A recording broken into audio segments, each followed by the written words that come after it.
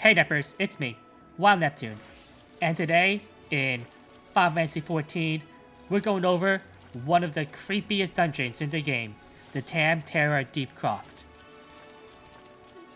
Before that though, be sure to like, comment, and subscribe, and catch me at Twitch, at twitch.tv/Wild Neptune.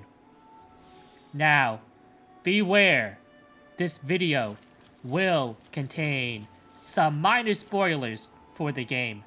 However, that should not dissuade you from enjoying this ghoulish content. Ow. To unlock Tam Terra Deep Croft, you must complete a quest called Corpse Groom. The requirements are simply to beat the first part of the A Realm Reborn story quest, which involves doing the Praetorium, unfortunately. After that, you will go on a mission to investigate the crypts in one of the spookiest dungeons in the game, dating all the way back to A Realm Reborn. It's the Tam Terra Deep Croft. Why is this dungeon so spooky? Well, besides that giant flying, fly, let's take a look. Throughout the dungeon, you will find these torn pages on the ground. Now, if you're in a group, you won't really have time to read all of these, but once you're high enough level, you come here solo, and it tells a truly harrowing story. The first page reads, "I finally mustered the courage to speak with your hero, my love. Liddy," who is my character here, "is as kind and wise as she is brave and strong." Very true. She listened attentively as I told her all about you. About us.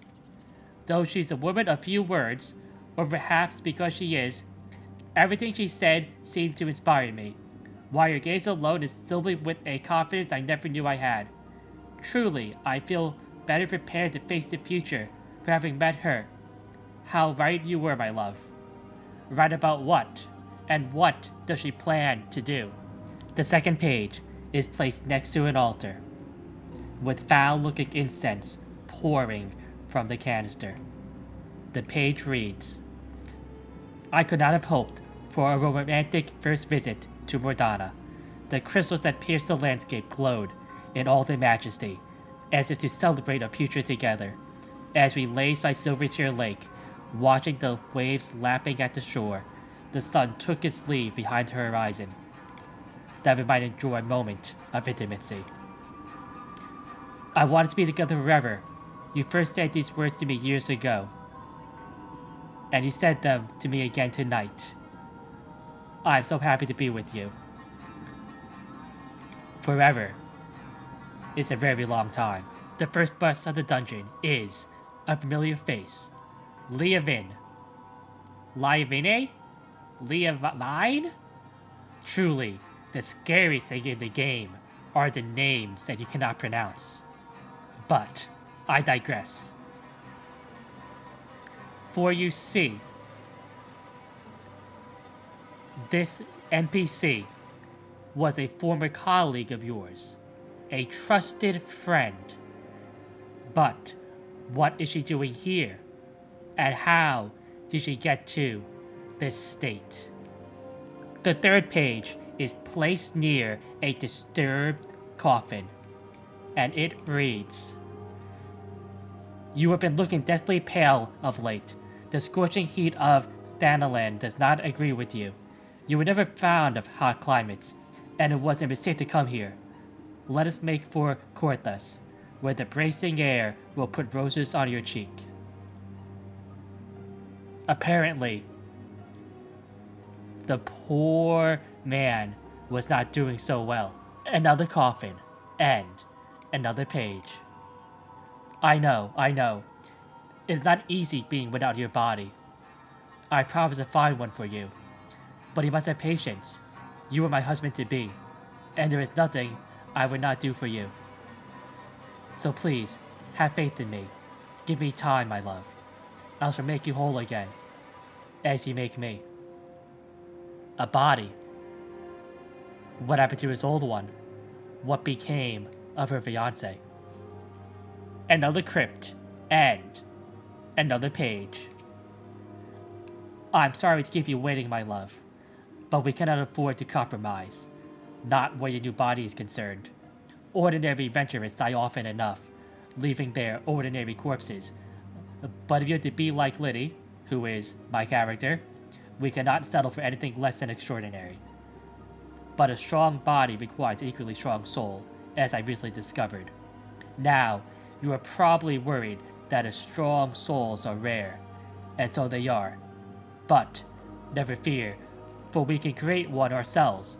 All we need is a plentiful supply of the weaker kind, and they are common indeed.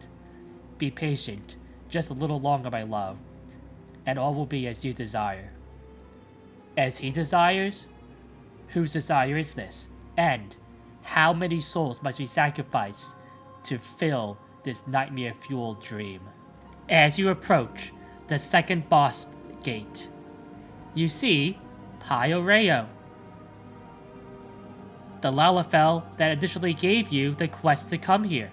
But what is he doing here? As you approach, he's binded, and a mysterious headless entity comes for you. Shortly after, the second boss is a page hidden behind a pillar. Easy to miss. With the nigh endless supply of bodies here, I will make you well again, my love. Then we shall be wed as man and wife, and forever be joined as the gods intended. Of course, it is only fitting that a proper ceremony be held, with guests in attendance. I will send out invitations to all our friends. They will be so happy for us. I have no doubt that they will jump at the chance to part with their souls. An invitation to not only be part of the ceremony, but to be part of the twisted mind and scheme of the bride.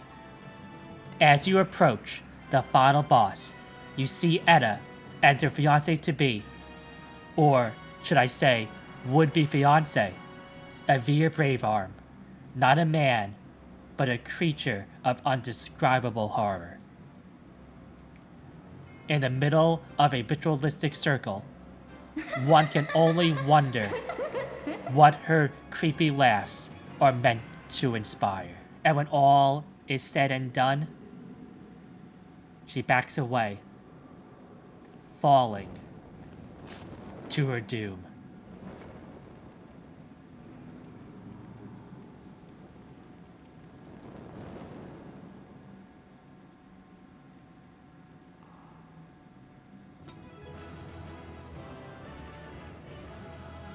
As note, this is the first dungeon in the game where you do not do the traditional victory pose.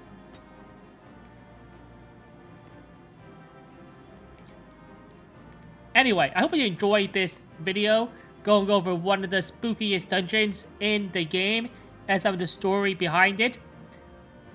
Etta pops up later in Palace of the Dead, so do that content if you want to see some more of her, well, kind of creepiness.